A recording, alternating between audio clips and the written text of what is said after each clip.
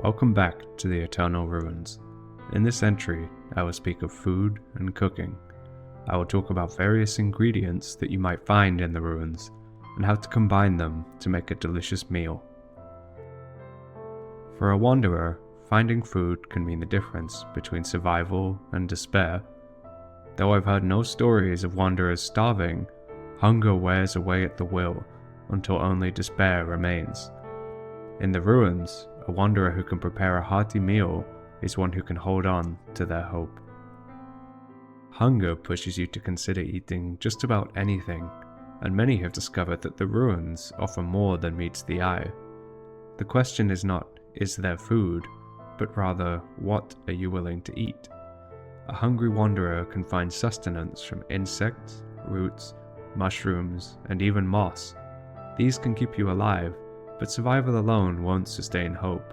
To truly endure, a wanderer must learn to cook. Finding a cooking pot should be a priority for any newly awakened wanderer.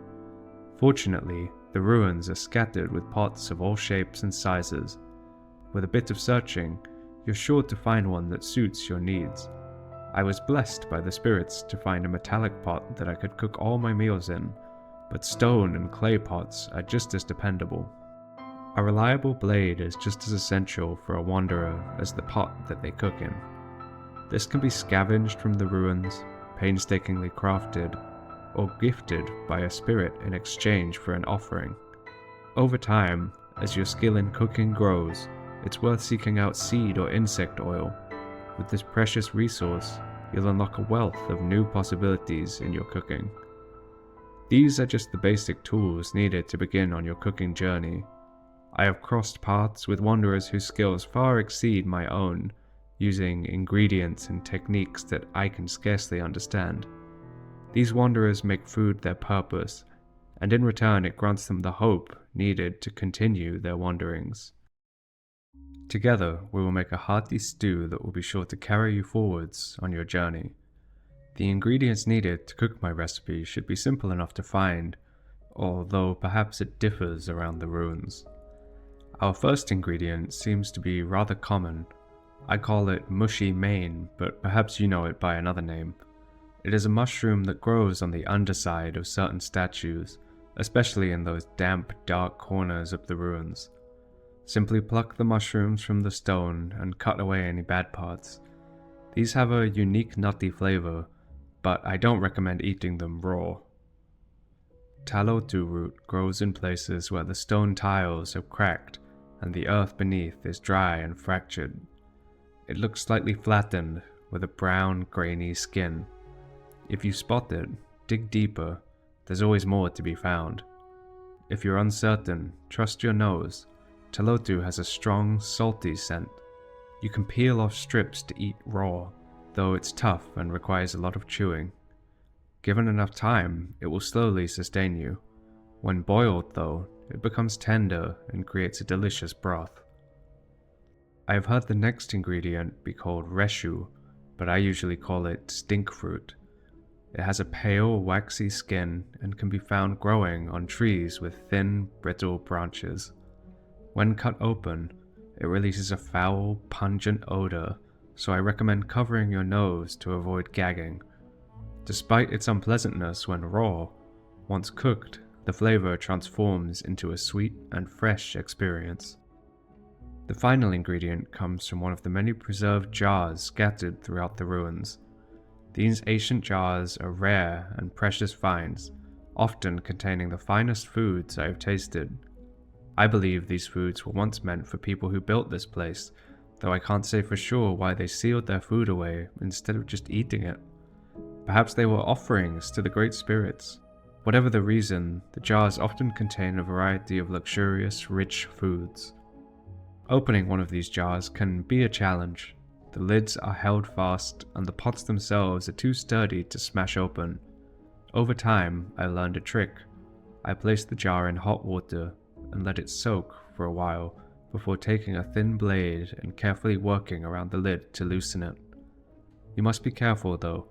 Sometimes, when the seal breaks, the lid bursts off with a loud pop. For our meal today, I'm using a preserve jar I found that contains a rich, spiced meat, a rare treat for a wanderer.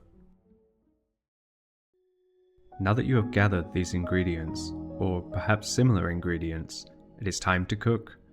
To make this hearty stew, follow these steps. Begin by peeling and slicing the telotu root into thin pieces. Drop them into a pot of hot water and let them soften.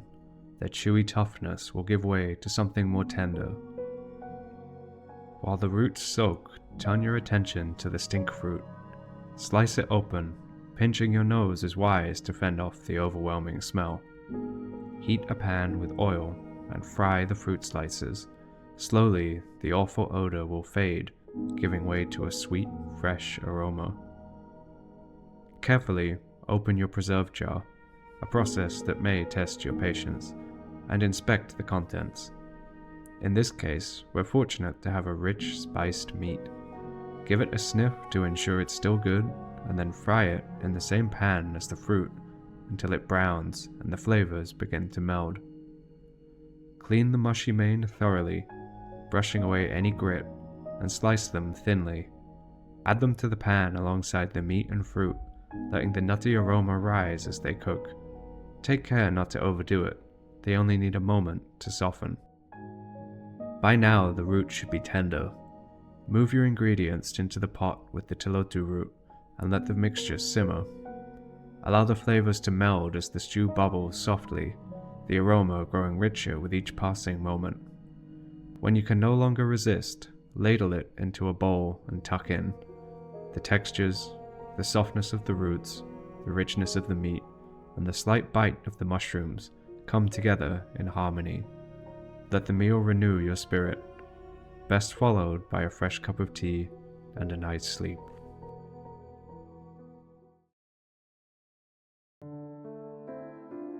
That's all for this episode on food and cooking. I've been doodling wanderers cooking tasty meals for years now, so it was fun to explore it more deeply. If you enjoyed the video, be sure to follow the channel and leave a comment. You can also check out the Discord if you want to discuss the project with other wanderers. The Discord is amazing for fan-made content and well worth digging through. If you're interested in prints, you can get them on my website. I have these larger fine art prints that are signed, some smaller postcard size prints, and a few stickers. Link for those is in the description. And if you want more Eternal Ruins content beyond the videos, you can join the Eternal Ruins Patreon. I post step-by-step process notes of my illustrations like these, and also monthly lore pages that document different encounters in the ruins. Patrons also get a discount on the print store. Thank you so much for watching, and until next time.